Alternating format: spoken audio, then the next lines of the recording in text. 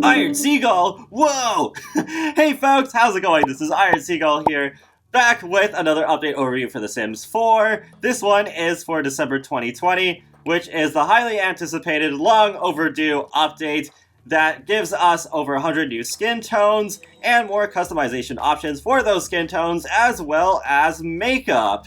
And we're gonna just go through all this stuff in here, all the main stuff anyways, because I already went over the patch notes in a previous video, so I will link to that in the video description below.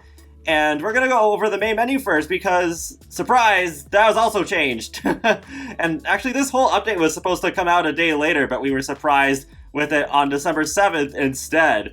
But yeah, with the main menu we have the My Home here, and this panel I guess is just going to advertise the newest pack that's released, or maybe one that's going to come out soon. But yeah, for the time being, Snowy Escape is there. You can open a different browser if you want.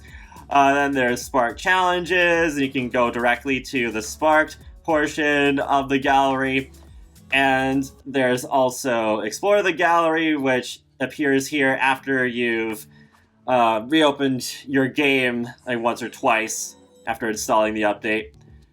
And you can just go to the gallery. I'm not sure why this is taking so long to load, but you get the picture. And then at the bottom, we have the latest news about the game. That part I think is pretty nice. And then we have the sidebar over here, where you can get into the game, you can go into the gallery and the options, and find their social medias and see what the current version of the game you have installed. And yeah, it's funny there with the message that is different each time at the top with the menu. It's kind of like what they do with Origin itself. So yeah, I guess they're just like, yeah, we'll do this as well. Alright, so then there's also this packs tab here. And you can look at all the packs that are available for The Sims 4, the ones that you have, and then you can also filter by the pack types. Ooh, which packs we play with today? Yeah, so expansion packs, the game packs, stuff packs, and the free stuff. As a side note, I'm a little surprised we didn't get a holiday celebration pack updates this year, but the skin tones are way more important anyways, so I'm okay with it. We already have so much holiday content in the game that we've gotten each year, plus seasons if you have that expansion pack. But this particular section I think is a lot better than what we had before. So yeah, you can still look at all the items like we could before, but it's a little annoying how if you didn't have a certain pack, then that icon would be faded out on the previous main menu screen. So it's kind of trying to guilt you into getting the packs that you don't have. But now the packs are kind of shoved off to a side in a tab that's not open by default. So that's an improvement. But I don't like how there's so much advertisement here. It's like, okay, yeah, it's not like showing you as prominently which packs you don't have, but it's so much advertisement, and the main menu animation is gone now. We used to get new ones with new game packs and expansion packs, and now it makes sense why we didn't get one with Journey to Batu or Snowy Escape. So, I felt like those animations had some charm to it, even though that's advertising as well, but I feel like it's less obnoxious. Though I do like the cleaner look of this overall, and I do like that there's the news along the bottom, so then it's easier to keep all of us in the loop, because not everyone's on social media all the time. But yeah, I am definitely gonna miss those animations. But I think that's about all I have to say about the main menu, so just give me a minute and we will get into the Create a Sim stuff. Alright, so I brought in some of my existing Sims, and this background, no, that's not part of the update, that is custom content, just there to make thumbnail picture taking easier.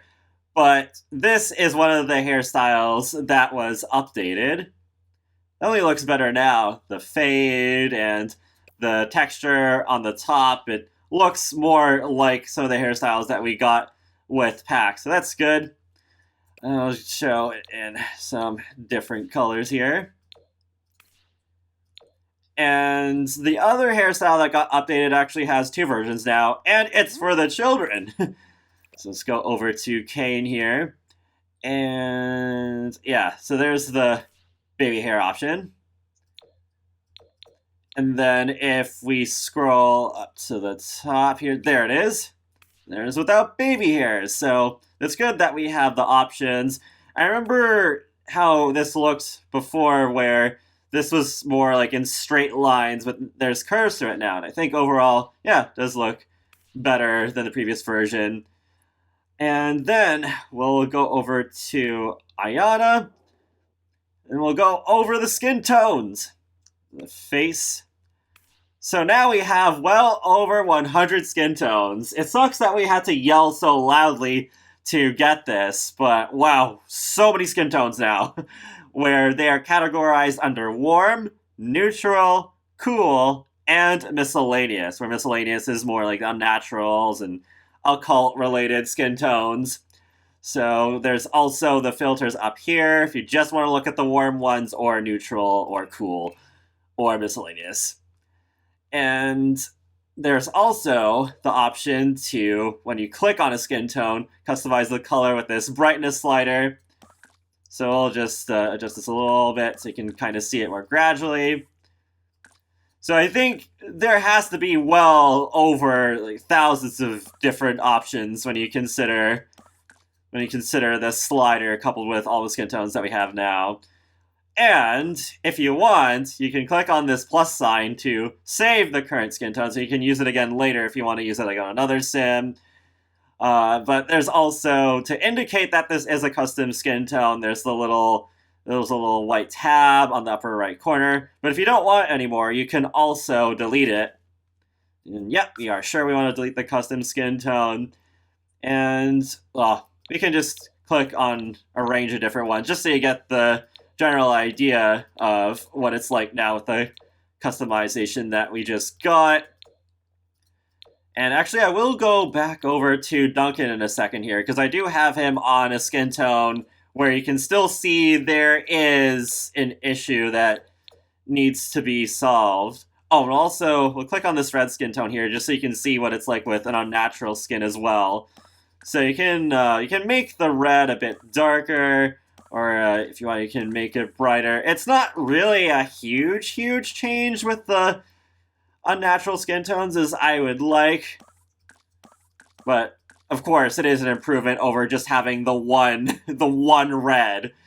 But yeah, we'll go back over to Duncan here. So I did take a look off camera, and well, yeah, with some of the skin tones now, the nose is a little bit more pink. I guess it's not horrible, but what I think is worse is that on the nose there is a dot. I think that was actually there before, but I wasn't paying as much attention to that. What I was paying more attention to were some red blotches that were around the mouth, and I do not see those anymore. So yay, finally, those are gone. I'll actually highlight exactly where it is, just right here where the hand icon is. And I can see it in-game too, and not just when I'm super close to the sim like this. I can also see it when I'm, say, at like the length of a medium shot. From what I've seen so far, I think this is a more obvious problem on the darker skin tones than the lighter ones. That definitely is something that they should try and fix, though I don't know at this point if they'll ever get these skin tones just right without any artifacts or blotchiness on them. But at least it is better now that I can say than before. So there are 4 different sliders for the makeup. We'll start off with the eyes here, and I'll actually take off all the makeup.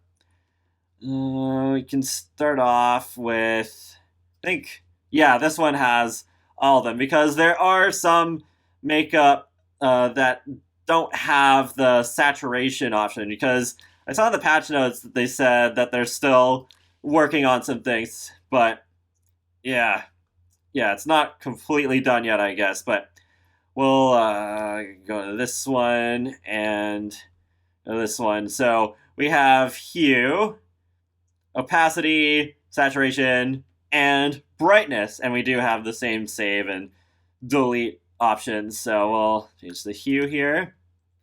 It is interesting. It actually does change the color quite a bit, though I guess maybe I should have used a different one, like this one. There we go. Yeah, so that's orange and green. And then you can change the opacity and the saturation. You can make it brighter. So quite a bit of flexibility when you have all 4 of these options available. And you can just be like, boom, you can save more, and you can even accommodate for more rows, and it still looks good. So thankfully that works. So then let's go to an eyeliner example. Maybe this one. Yeah, okay. Yeah, you can go to this one so you can see the hue change more.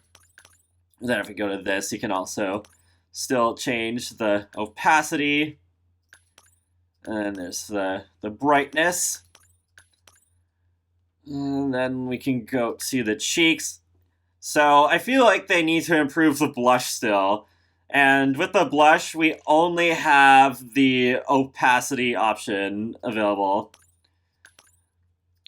So you can see, like, you can see a difference there, but yeah, hopefully they can improve the blush in the future. And by the way, these 2 swatches here are custom content. It's interesting they do have all the sliders available, but yeah, they don't actually work. It's still only the opacity that properly works on these custom content blushes too. And then with the lipsticks, these also work. So you can just change that, change that. Yeah, I'm not trying to make the most amazing looking swatches ever. I'm just showing you what we can do. And it even works with the face paint.